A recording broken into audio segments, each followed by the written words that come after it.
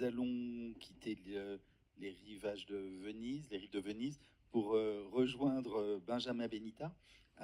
Donc vous êtes, je le disais tout à l'heure, euh, responsable des programmes spéciaux pour Culture for Causes Network.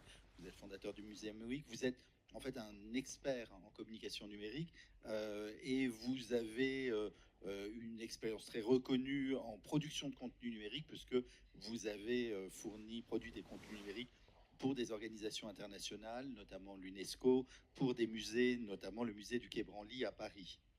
Donc actuellement, on l'a dit, vous travaillez avec Culture for Causes, mais vous avez fondé cette initiative Museum Week. Et donc, j'aimerais que vous nous en disiez un peu plus d'ailleurs sur Museum Week, puisque c'est une initiative particulièrement intéressante, même si elle n'est pas directement dans l'intelligence artificielle.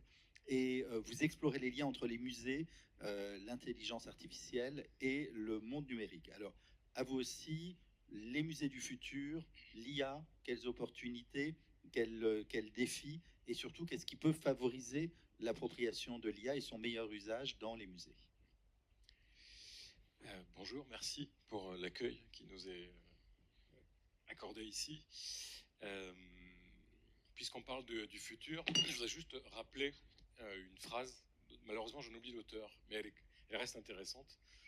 Le futur est difficile à prévoir parce que le passé n'arrête pas de changer.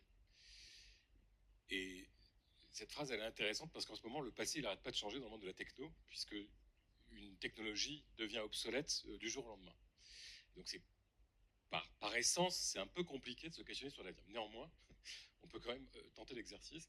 Je voudrais rajouter aussi une précision, c'est que dans l'IA, il y a plein de technologies dans l'IA, et elles n'ont pas toutes le même niveau de maturité.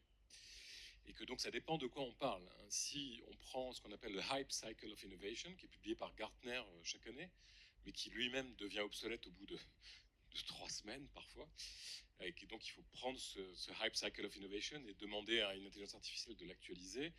Quoi qu'il en soit, quand on regarde les sous-technologies qui sont dans l'IA, eh bien, elles n'ont pas toutes le même niveau de maturité, et donc ça change évidemment toutes les opportunités qu'on pourrait avoir. Si on prend par exemple la computer vision, la computer vision, elle est déjà en go-to-market, alors que d'autres technologies ne le sont pas. Néanmoins, je vois 3 opportunités. Enfin, j'en vois plus, mais je vais en dire 3. La première, c'est, je vais l'appeler comme ça, c'est conservation et conversation. Alors, conservation et conversation, parce qu'on l'a vu ce matin, mais aussi dans d'autres endroits, on peut dialoguer avec la donnée. Ça, c'est ChatGPT, hein, c'est ça. Hein. On a un corpus et on discute avec le corpus. C'est déjà fascinant que ça puisse être. Translaté dans le monde de la culture, c'est extraordinaire de pouvoir discuter avec un corpus culturel, une image, une statue, un fond documentaire, des archives, des photos.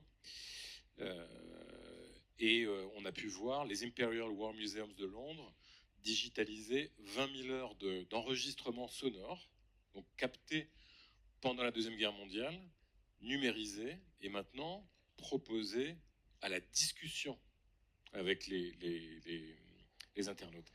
Et pourquoi c'est intéressant, pas seulement pour la prouesse technique, ce qu'il y a d'intéressant, là je m'en rappelle du nom, c'est McLuhan, un philosophe des médias canadiens, qui disait « le médium, c'est le message ». Et donc quand on change la modalité d'interaction avec le contenu culturel, on change le contenu culturel. Et donc on offre une nouvelle possibilité d'engagement, et quelle aubaine de voir que le chat a été adopté comme système comme système d'interaction par presque toutes les générations. Donc aller dans le conversationnel, c'est une opportunité, c'est déjà faisable aujourd'hui, ça le sera encore plus. On a vu tout à l'heure dans la table ronde précédente que c'est pas forcément automatique et simple, mais en tout cas c'est possible, et il me semble que c'est une belle opportunité. La deuxième opportunité, me semble-t-il, c'est les interactions avec nos publics. Nos publics, on fait des enquêtes sur les publics. Les publics, ils s'expriment sur Internet. Donc on peut aller, en bon français, scraper l'information. Ça veut dire qu'on va aller connecter, moissonner l'information et avoir des insights sur comment ils parlent, quelles sont leurs attentes, comment ils pensent, qu'est-ce qu'ils veulent voir, quel rapport ils ont à la culture.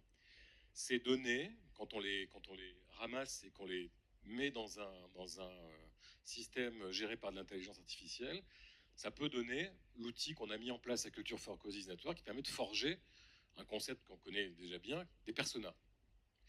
Et donc les personas, ils ont cette particularité d'avoir été forgés avec la data d'enquête, mais aussi avec la data réelle, et ils collent de plus en plus à ce que peut être la personne concernée par le persona. Donc on a déployé un outil qui permet non seulement de faire une fiche d'une cohorte de personas qui sont beaucoup plus pertinents que ce qu'on peut avoir si on le fait simplement, mais également d'engager la conversation avec ces personas, soit de manière unique avec le persona, soit avec la cohorte, et de tester les scénarios. Et ça, c'est un peu game changer, parce qu'avant de déployer des actions muséologiques ou de déployer des actions de communication, on peut tester. On peut tester et on peut faire de nos personas des compagnons qui sont dans notre poche et chez soi, dans la rue, etc., dans le métro. J'en reviens à Paris.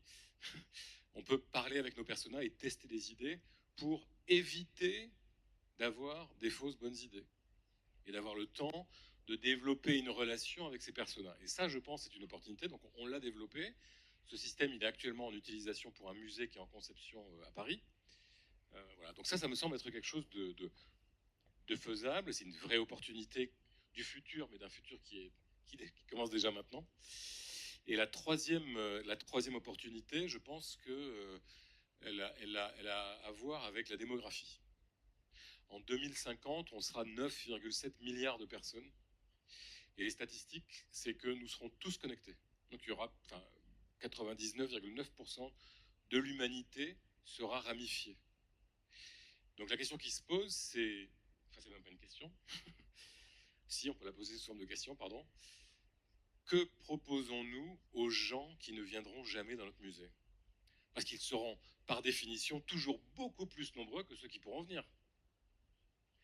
Qu'est-ce qu'on leur propose? Eh bien là, je pense qu'avec l'IA, il y a des réponses qu'on peut commencer à forger parce qu'on peut traiter du big data, qu'on faire ce que j'ai dit tout à l'heure, hein, sur ces gens-là, ils s'expriment, ces gens-là, il y a des enquêtes, et on peut commencer à prévoir des offres en ligne pour ces publics qui ne viendront jamais, parce que le multilingue devrait être un petit peu plus simple, parce que la compréhension culturelle de ces publics qui ne viendront jamais, il y aura toujours une distance, bien sûr, mais elle sera réduite. Et donc ça veut dire qu'on passe d'un moment où on voit flou à un moment où on voit un peu moins flou. J'ai envie de dire qu'on gagne quelques dioptries, et c'est pas plus mal dans la jungle et dans l'infobésité du monde. Donc voilà, je vois ces trois opportunités-là aujourd'hui. Il y en a plein d'autres, mais je les garde pour une autre fois. Merci beaucoup. Alors, on a parlé des opportunités, des défis. On a assez peu parlé des sujets de préoccupation que peut poser l'usage. Et donc, je vous poserai d'abord cette question à vous, Benjamin. Quelles sont, dans un futur prévisible, des préoccupations que le recours à l'IA pourrait susciter chez vous?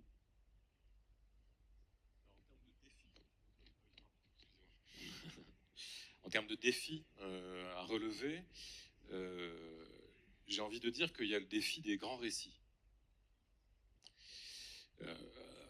C'est pas un scoop, l'internet pullule d'histoires toutes plus invraisemblables les unes que les autres. Et finalement, ça ne suffit pas d'avoir un média qui va communiquer un contre-discours, qui va aller corriger des faits. Finalement, c'est pas ça qui change les esprits. Et je me dis que les entités qui sont des gardiens de contenus vérifiés et vérifiables, ce sont les musées. Ce sont eux les gardiens des narratifs, des grands narratifs peut-être, mais qui va pouvoir parler de Darwin s'il est malmené? Les entités qui ont la certitude de qui était Darwin et qui sont ces théories et pourquoi elles sont fondées, c'est peut-être un musée de sciences qui parle de Darwin. Et donc pour les grands récits, dans un moment où l'infobésité, encore une fois, malmène les récits, dont certains qui viennent du XXe siècle, qui ont été éprouvés, vérifiés, etc., je trouve qu'il y a un défi, c'est que ce serait de fixer comme objectif au musée d'aller taper un petit peu contre les contre-discours, les discours de vérité alternative, et du coup de contribuer un peu à l'atténuation des discours de haine, etc., en ramenant les faits. Voilà. Et massivement, ça peut se faire avec des réseaux de musées, bien évidemment, mais ça veut dire que c'est une décision politique, c'est un rôle, c'est une destination du musée qui n'est pas forcément première, mais en tout cas, elle pourrait être intéressante. Voilà. Donc c'est un premier défi que je vois. Et bien évidemment qu'il faut gouverner nos données, bien évidemment qu'il faut les monnayer aussi, mais pas à n'importe quel prix, parce que tout dépend de ce qu'on va en faire. Voilà. Peut-être que le défi numéro 2, c'est, alors évidemment, il faut s'approprier ces technos, il faut que les staffs, les personnels des musées apprennent à les utiliser, hein, ces outils, bien évidemment. Mais j'ai envie de dire, comme on a dû apprendre à utiliser Word et Excel. Mais je crois que, en tout cas moi, ce que j'ai mesuré dans mon expérience personnelle, c'est la capacité à pouvoir produire du code en langage naturel. Alors vous n'avez pas un produit fini, mais vous avez quelque chose qui prenait 6 mois avant et qui demandait un codeur, 2 codeurs, un graphiste, etc.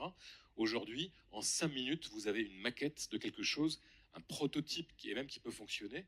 Et donc, je pense que ça, c'est intéressant de savoir utiliser les grands outils et que les personnels des musées soient acculturés à ça.